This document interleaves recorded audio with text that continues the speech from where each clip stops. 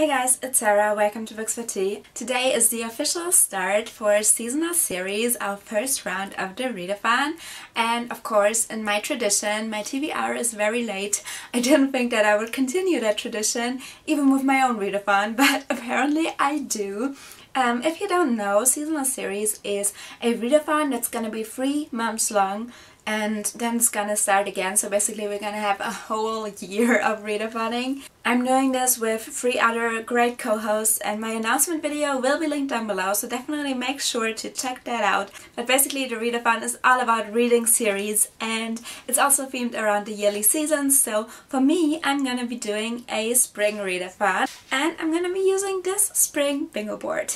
As a seasonal series is gonna run for 3 months, starting on March 20th until June 20th. So even though my TBR is gonna be super big and ambitious, I hope that it's doable during the 3-month period. The first book that's on my TBR is The Long Way to a Small Angry Planet by Becky Chambers. This is a sci-fi book. I've heard amazing things about it. I don't really know what it's about, but as I said, I've heard only rave reviews, and this is also a traveling book, so will definitely get read soon. And this is for the challenge of reading a first book in a series.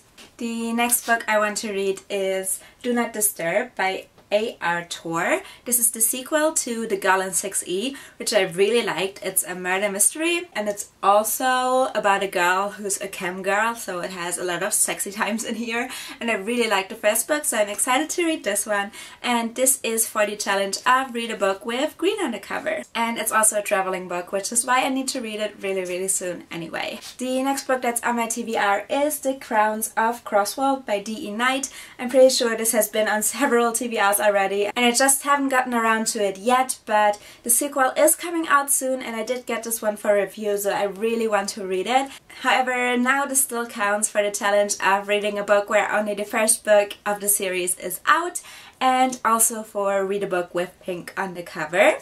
The next book is one that I'm super excited for, and it is A Conjuring of Light by V.E. Schwab. I need to read this so badly. I finished this, I started this series forever ago. I think in one of my first videos in like December 2016, I did a vlog of me reading A Darker Shade of Magic and really liking it. So this has been out for so long. I need to read it. I'm very excited to read it.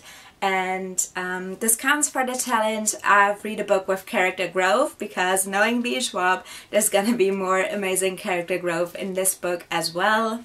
The next book I'm planning on reading is The Rose of the Dagger by Renee Ahdieh. I recently reread the first book, The Wrath and the Dawn, and I really didn't like it. I will link a video of me talking about that down below, but yeah, I really was very disappointed in my reread because I loved it the first time I read it. And I've been wanting to read the sequel forever, and I haven't gotten around to it yet, so this counts for the challenge of reading a book that has been on your shelves for way too long, and it also counts for the challenge of finishing a duology, and I really hope this will finally get read. The next book I want to read is Hero at the Fall by Evan Hamilton. I need to read this so bad. This was my most anticipated release of the year. I haven't gotten around to it yet because I've been too busy, but I'm so excited to read this. It's one of my favorite series of all time. I love Rebel of the Sands and Traitor to the Throne so much, and I just can't wait to read this.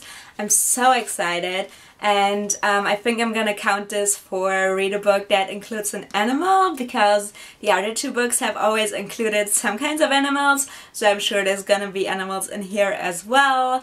If there aren't, I'm gonna have to try to make it fit in another way, but I feel like there's definitely gonna be animals in this again, so let's hope that this book will fulfill that challenge, and I can't wait to read this. Next, I actually have a whole series, a whole trilogy that I would all like to get read during this season, during this readathon.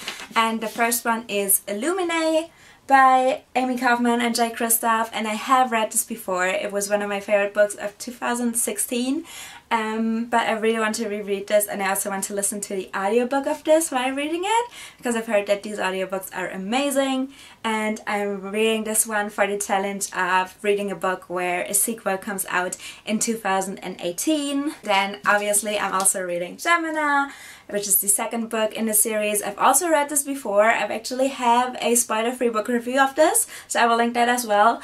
But when I read this, I read it as an ARC that didn't have all of the great artwork by Mary Lou in there yet, because it wasn't finished when I got to read it. So I'm really excited to read this. I've just bought it so that I can have the entire experience, and I'm very excited to read this, probably also by listening to the audiobook. And this counts for the challenge of reading a book that has a great friendship included. And then finally, I don't have the book here yet, but I also want to read Obsidio, which is the third and final book in the series, and that will count for the challenge of finishing a series. Then I have a book that I have already started, and that is Dumplin' by Julie Murphy. This is kind of a series, at least I count it as a series, because there's a companion novel coming out, so there's more than one book in the series, I guess it's a companion series, so I personally count that as part of series as well. So I think I want to read this book for the challenge of reading a book where the parents' main characters aren't dead. It's so hard to find a book with alive parents of main characters that's also part of a series, because I think of all of the books that I've just mentioned, not a single one has parents that are still alive, so that's kind of a problem. I am reading this, as I said, and I know that the mother plays a very prominent role in this book, but I don't know what's with her father. I think he isn't dead. So I'm trying to make this count, but if it turns out that her father is dead, I might have to look for another book. And then I also want to read the sequel to Dumplin', which is called Pudding, and I think it comes out in May, so that is still during the readathon, and that would count for the challenge of reading a book that is set in the real world. And now finally, my last book for the readathon is gonna be Harry Potter and the Sorcerer's Stone, or the Philosopher's Stone, in the illustrated edition. I'm gonna read this as part of a read-along for a reading group that I'm a part of. I'm so excited to read this. This counts because this is the German illustrated edition as reading a book that has under 300 pages, because this illustrated edition only has 245 pages.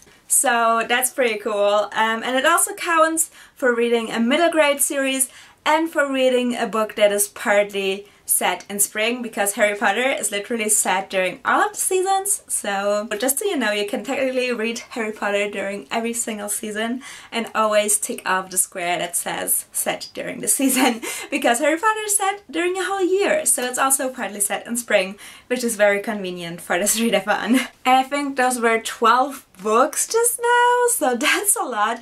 The bingo board has some more challenges, but they are very general challenges, like read a book while drinking lemonade or read a book while eating chocolate, and they can be done with any of the books. I'm not like setting myself up for any of them, and I'm very excited. I hope you guys are excited as well. I've already seen a lot of people do blog posts and share their bullet journal spreads and talk with us on Twitter, and it's so much fun already, even though we're only on the first day.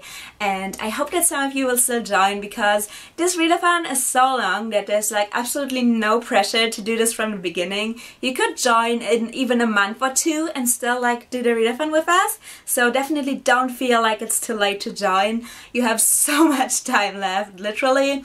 And yeah, I would love for all of you to join. It would be so much fun if some more people were to do the readathon with us. Alright, so that's it for this video. I hope you enjoyed this. Thanks so much for watching. I will see you again with another video very soon, and goodbye!